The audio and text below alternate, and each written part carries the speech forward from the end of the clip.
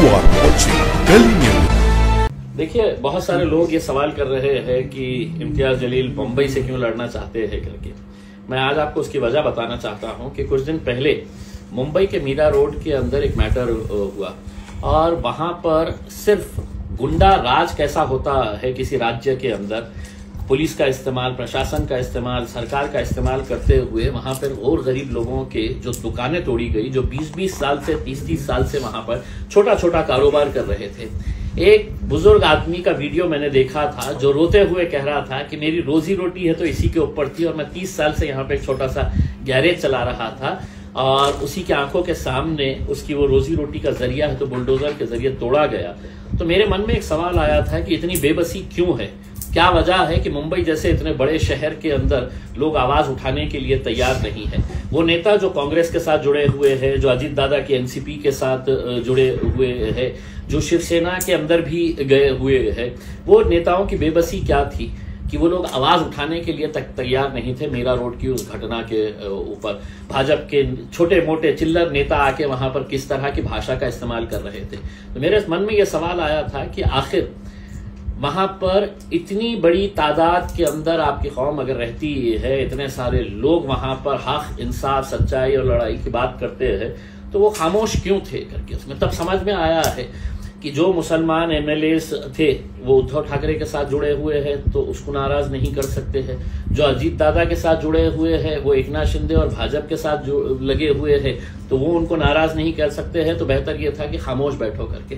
और वहां पर वो बेबसी देखने के बाद मुझे ऐसा लगा कि नहीं, मुंबई में जाना चाहिए और मुंबई के अंदर इन जितने भी मजलूम है, जितने भी परेशान लोग हैं, उनके लिए एक ताकत बनकर खड़े रहना है करके। इसका मतलब ये नहीं है कि मैंने फैसला लिया है, मैंने असद साहब को ये प्रस्ताव दिया हूं कि साहब क्यों नहीं हम वहां पे अपनी किस्मत आजमा सकते हैं उसमें। क्योंकि जब हम औरंगाबाद में खड़े हुए थे तो औरंगाबाद में भी 2019 के अंदर कई सारे दिग्गज लोग थे।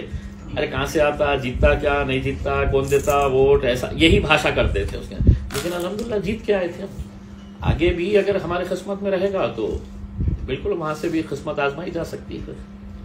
सर, एमआईएम महाराष्ट्र में कितने जगह पे लोकसभा इलेक्शन लड़ेगी? देखिए, अब जो माहौल महाराष्ट्र के अंदर बनता जा रहा है उसे देखते हुए आप ये समझ लीजिएगा कि इलेक्शन का आय तक कितने नेता कहां पे उड़िया मारने वाले हैं, कहां पर कूदने वाले हैं, ये आप हर रोज देख रहे हैं उसमें।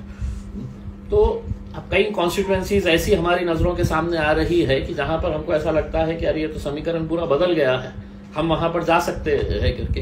तो ऐसी कुछ कॉन्स्टिट्यूएंसीज के ऊपर मेहनत चालू है, सर्वे चालू है और इंशाल्लाह लड़ेंगे। मुंबई का कौन सा मतदार संघ? देखिए, अभी मैंने कल के दिन मुंबई की पूरी टीम आई थी, उनके साथ चर्चा की। अब उनके अंदर ये आपस में खिचमतानी चल रही है कि नहीं साहब ये कॉन्स्टिट्यूएंसी से लड़ना, कोई कहता है कि नहीं साहब मेरी कॉन्स्टिट्यूएंसी से लड़ना चाहिए करके उसमें। तो एक लोगों के अंदर एक इंटरेस्ट है, उनको भी मालूम है कि अगर वहां पर कोई मजलूमों की जो परेशान हाल है, जिनके ऊपर बुलडोजर चलाया जा रहा है, उनके लिए अगर कोई आवाज उठा सकता है तो वो सिर्फ एमआईएम उठा सकती है। इस वजह से उनके अंदर भी एक नया जोश उमंग पैदा हुआ है। लेकिन ये सब इस बात के ऊपर निर्भर करेगा कि बैरिस्टर असदुद्दीन अवैसी साहब क्या फैसला लेते हैं। अगर वो कहेंगे कि नहीं इम्तियाज औरंगाबाद से नहीं, तुमको नांदेड़ से लड़ना है, तुमको धुलिया से लड़ना है, मालेगांव से लड़ने का है, तो हम आ जाएंगे उसके। अगर उन्होंने कहा कि नहीं औरंगाबाद ही तुम्हारी जमीन है, यहीं से लड़ना है, तो औरंगाबाद से लड़ेंगे।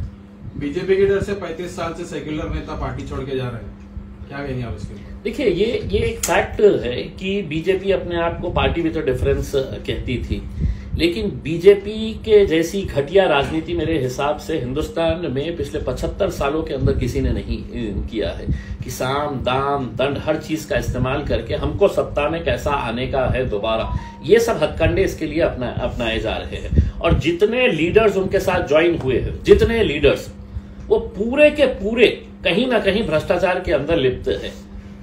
और मैं खुद नरेंद्र मोदी साहब को समझता था कि ये बहुत दूध का धुले है करके, लेकिन उनका भाषण जब मुझे याद आता है अजीत दादा को लेने से पहले, तो मुझे तो मालूम था कि अजीत दादा है तो सिर्फ है तो सिंचन घोटाले के अंदर।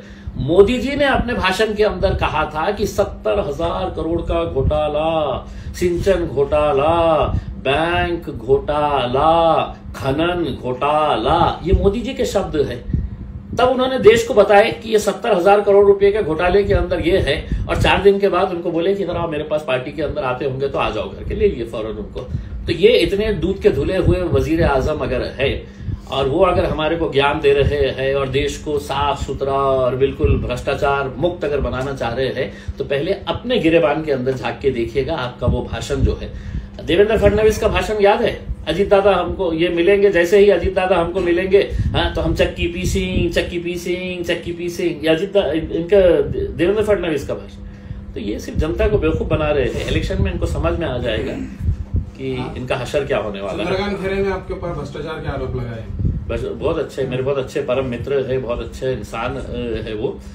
मैं उनको चाहूंगा कि मेरे साथ में बैठे हो, हम दोनों साथ में बैठे कुछ मीडिया वालों को बुलाएंगे और सामने सामने बात हो जाएगी, किसने क्या किया है, किसने क्या नहीं किया है करके।